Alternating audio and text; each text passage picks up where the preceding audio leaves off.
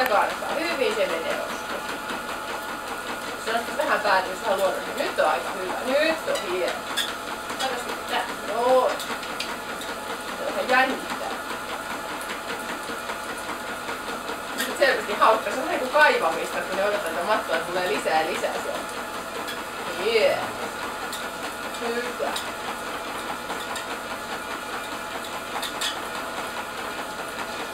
Musta on aika huikeeta, kun tekee jotain ihan itse ja vapaaehtoisesti. Hyvä Osku. Hienosti menee. Jaksaisi nostaa sun päätä. Osku. Hyvä oikein. No niin, me voidaan ne kahvit sillä aikaa eteenpäin tähän pöydälle.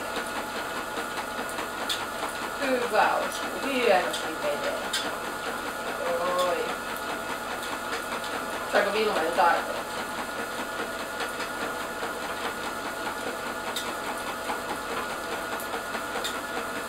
Hyvä Osku. Hieno poika, hyvä. Noin just. Ja nousee sitä mukaan kun jännitys laukee, niin pää nousee lähemmäs tuota normaalia juoksuasentaa. On jotenkin vähän niin ihmeellistä, että siellä mattoa tulee tuolta. Sama kuin Vilma tykkäsi äänestä, että se oikein hakeutuu tohon, jos ei laita jalkaa eteen. Siitä on kiva, kun kuuluu se merkkausääni naks.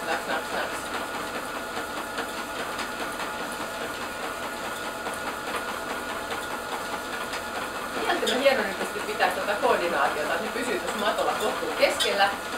Ja sitten mä oon huomannut ihan samoin, että kääntyy katsomaan taakse ja ajautuu välittömästi sivuun. Ihan niin kuin minähän meinaan tipahtaa heti sieltä, jos mä katson jonnekin muualle.